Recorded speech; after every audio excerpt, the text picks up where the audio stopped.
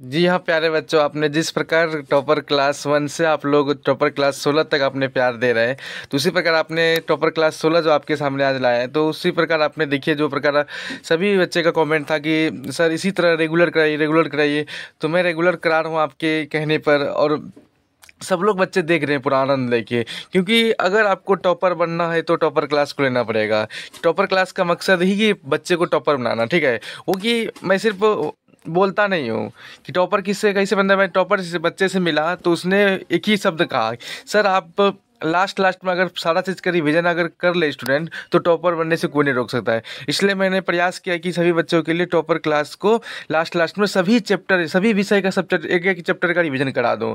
उसको टॉपर बनने से कोई नहीं रोक सकता है। और मकसद टॉपर क्लास का दो ही मकसद है।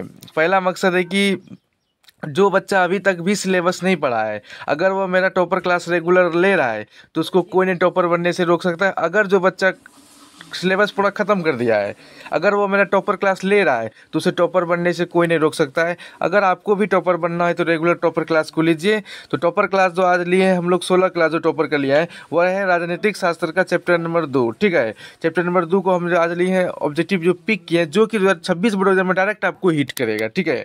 तो शुरू करते हैं आज जो पहला। और प्यारे बच्चों, आप लोग प्लीज़ सपोर्ट हम लोग को कीजिए कि क्या इतना इतना आप लोग के लिए मेहनत करते हैं, तो प्लीज़ बहुत लोग हमको बोलता है कि आप जिस तरह पढ़ा रहे हैं आपका कोई फ़ायदा नहीं होगा पढ़ाने से, आपका नहीं सब्सक्राइबर बढ़ेगा। तो आप प्लीज़ आप मेरा सपोर्ट कीजिए ज़रूर। मेरा 1000 के सपना है पुराने का सब्सक्राइबर, आप प्लीज़ पुराइए। आप ही लोग मेरा जो भी सपोर्ट कीजिएगा, तो प्लीज़ आप लोग ज़रूर सब्सक्राइब करिए चैनल को और ज़रूर शेयर करें ताकि मेरा भी सपोर्ट हुए प्यारे बच्चों। तो शुरू करते हैं आज का जो कहानी है कि सत्ता में भागीदारी की सर्वोत्तम प्रणाली कहाँ विकसित की गई, बताइए। सत्ता में जो भागीदारी की सर्वोत्तम प्रणाली कहाँ विकसित की गई, बताइए। श्रीलंका, भारत, बेल्जियम या पाकिस्तान। ठीक है, सत्ता में जो भागीदारी की सर्वोत्तम प्रणाली जो विकसित की गई है वह की गई है, बताइए कहाँ। वह बेल्जियम में की गई है। कहाँ की गई है? Belgium. Option C right answer है। अगला क्वेश्चन की सत्ता में भागीदारी की आवश्यकता सबसे अधिक किस प्रकार के समाज में होती है, बताइए। क्षेत्रीय, भाषाई, जातीय विभाजन वाले, या एक रूप समाज, या लघु या समन समाज, या अविकसित समाज। ठीक है, सत्ता में भागीदारी की आवश्यकता सबसे अधिक जो होती है समाज में वह होती है, बताइए किसमें। वो क्षेत्रीय और भाषाई और जातीय विभाजन वाले क्षेत्र में होता है। क्या ऑप्शन इसका ए राइट आंसर होगा, ठीक है। मैं वही क्वेश्चन पिक किया हूं जो 2026 बोर्ड एग्जाम में आपको हिट करेगा। अब अगर चैनल पर आप नहीं जुड़ते जरूर चैनल को सब्सक्राइब करें।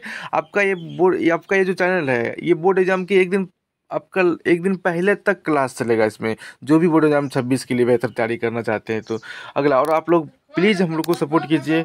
बेल्जियम की राजधानी कहाँ क्या है, बताइए। बेल्जियम की राजधानी क्या है? नाम, मस्टरैम, या बुरलेस, या बालोनिया, बताइए। तो बेल्जियम की राजधानी कहाँ है, बताइए। तो बुरलेस है। ऑप्शन सी राइट आंसर होगा। अगला क्वेश्चन की निम्नलिखित में से कौन सा कथन गलत है? बेल्जियम और श्रीलंका दोनों लोकतंत्र है, दोनों ने समान रूप से पावर शेयरिंग को हल किया है। अगला, बेल्जियम ने साझा व्यवस्था अपनाई, श्रीलंका में बहुसंख्यक समुदाय ने सत्ता केंद्रित किया। तो बताइए क्या होगा। देखिए, इसमें जो कथन है कि बेल्जियम और श्रीलंका दोनों लोकतंत्र देश नहीं है, ठीक है। दोनों लोकतंत्र देश नहीं, श्रीलंका एक लोकतंत्र देश है। लेकिन जो इसका कथन बी जो इसका राइट आंसर होगा कि दोनों ने समान रूप से पावर शेयरिंग को हल किया है। इनकी दोनों किसी न किसी प्रभाव से क्षेत्रीय जो जो युद्ध हुआ था उसमें दोनों शेयरिंग किया है, ठीक है। ऑप्शन इसका बी राइट आंसर होगा। अगला कि 1956 के अधिनियम द्वारा श्रीलंका में कौन सी भाषा केवल आधिकारिक घोषित हुआ था? तमिल, सिंहल, अंग्रेजी, हिंदी। तो 1956 के अधिनियम में श्रीलंका में जो भाषा का जो आधिकारिक घोषित किया गया था वह भाषा था सिंहल था, क्योंकि सिंहल वहाँ का लोग लगभग 74% यही बोलता है लोग, सिंहल जाति। कहाँ पे? श्रीलंका में, ठीक है। अगला कि सत्ता में सरदारी का मुख्य लाभ क्या है? निर्णय प्रक्रिया में देरी, अस्थिरता, टकराव की कमी, भेदभाव का वर्णन। देखिए, सत्ता में सरदारी का मुख्य जो लाभ होता है वह लाभ होता है कि टकराव में कमी हो जाए, ठीक है। टकराव में कमी हो जाए, लोग आपसी में ना भीड़ भाड़ ज़्यादा हो जाए, ठीक है। ऑप्शन इसका सी राइट आंसर होगा, ठीक है। अगला क्वेश्चन की निम्नलिखित में से कौन ऊर्ध्वाधर वितरण यानी कि वर्चुअल डिस्ट्रीब्यूशन किस एक उदाहरण है, बताइए। कार्यपालिका, नियामक, न्यायपालिका विभाजन, या केंद्र और राज्य सरकारों के बीच शक्तियों का बंटवारा, या एक ही स्तर पर विभागों के बीच विभाजन, या पंचायतों के आपसी संबंध की। जो बोल रहा है कि ऊर्ध्वाधर वितरण का मतलब होता है, उसका वो उदाहरण अगर देखा जाए तो उदाहरण है वो केंद्र और राज्य सरकार के बीच शक्तियों को बंटवारा होना चाहिए। अगर एक ही के पास अगर जो शक्ति रहा तो वो अपने मन से करेगा ना, इससे इस राज्य का कोई वैल्यू नहीं होगा। इसलिए केंद्र और राज्य में सरकारों में बंटवारा होना चाहिए। ऑप्शन बी राइट है सर। अगला, भारत और बेल्जियम में कौन से देश में शक्तियों का संघीय विभाजन है, बताइए कौन से? भारत केवल या बेल्जियम केवल या दोनों या कोई नहीं? देखिए भारत और बेल्जियम में जो कौन सा देश में शक्तियों का संघीय विभाजन हुआ है? देखिए भारत और जो बेल्जियम देश है उसमें जो शक्तियों का विभाजन हुआ है, उसमें जो विभाजन हुआ है वह हुआ है दोनों के लिए हुआ है। भारत के लिए भी हुआ है, बेल्जियम के लिए भी हुआ है शक्तियों का विभाजन। दोनों मिलजुल के किया है, ठीक है। ऑप्शन सी राइट आंसर होगा। अगला क्वेश्चन है कि निम्नलिखित में कौन सा भाषा बेल्जियम में नहीं बोली जाती है? French, Dutch, Germany, Danish. ठीक है, जो बेल्जियम का जो भाषा जो नहीं बोला जाता है, अब जानिए कि बोला कौन जाता है, ठीक है। उसके बाद जानिएगा नहीं जाना है। देखिए ये जो है फ्रेंच भी बोली जाती है, डच भी बोली जाती है, जर्मन भी बोला जाता है, लेकिन डेनिश नहीं बोला जाता है। इसका पूछा है कि नहीं, तो ऑप्शन डी राइट आंसर होगा, ठीक है। चलिए अगला क्वेश्चन कि यदि किसी देश में एक भाषा समुदाय अधिक दबदबे में हो और अन्य समुदाय भागीदारी न मिले तो इसको क्या कहा जाएगा? देखिए क्वेश्चन बोला कि यदि किसी देश में एक भाषा समुदाय अधिक दबदबे में हो और अन्य समुदाय भागीदारी न ले तो उसको क्या कहेंगे? साझा व्यवस्था या संख्यकवाद या संघवाद या विभाजनवाद। ठीक है, जो अगर किसी देश में एक भाषा का समुदाय अधिक दबदबे में रहता हो, दूसरे भाषा का नहीं रहता हो, तो उसको हम लोग जो बोल सकते हैं कि वह बहुसंख्यकवाद है। क्या है? बहुसंख्यकवाद है, यानी कि बहुत ज़्यादा। ऑप्शन बी राइट आंसर इसका होगा। अगला क्वेश्चन कि बेल्जियम में मंत्रियों की संख्या कैसे सुनिश्चित की जाती है, बताइए?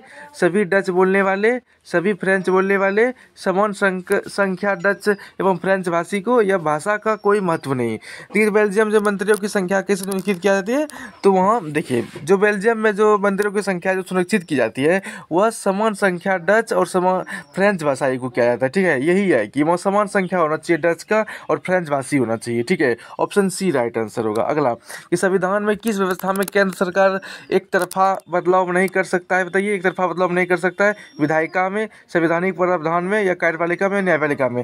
देखिए जो संविधान में जो किस व्यवस्था का केंद्र सरकार एकात्मक बदलाव नहीं कर सकता है, देखिए वह बदलाव कि संवैधानिक प्रावधान में नहीं कर सकता है, ठीक है। आपको केंद्र और राज्य दोनों को मिलकर करना होगा संवैधानिक प्रावधान में। ऑप्शन बी राइट आंसर होगा। अगला क्वेश्चन है कि संविधान के किस स्तर पर राज्य सरकारों को अधिक भागीदारी दी जाती है, बताइए? केंद्र, संघीय, राज्य, स्थानीय। इस संविधान में किस स्तर पर राज्य को सरकारों को अधिक भागीदारी दी? संविधान में जो राज्य सरकारों को अधिक भागीदारी दी जाती है वो किस में दी जाती है, बताइए? किस में दी जाती है, बताइए? वो राज्य सरकार में दी जाती होगी, राज्य में। Option B C right answer होगा। अगला क्वेश्चन कि यदि एक दल को बहुमत ना मिले तो क्या बनता है? तानाशाही, एकल सरकार, गठबंधन सरकार, राष्ट्रपति।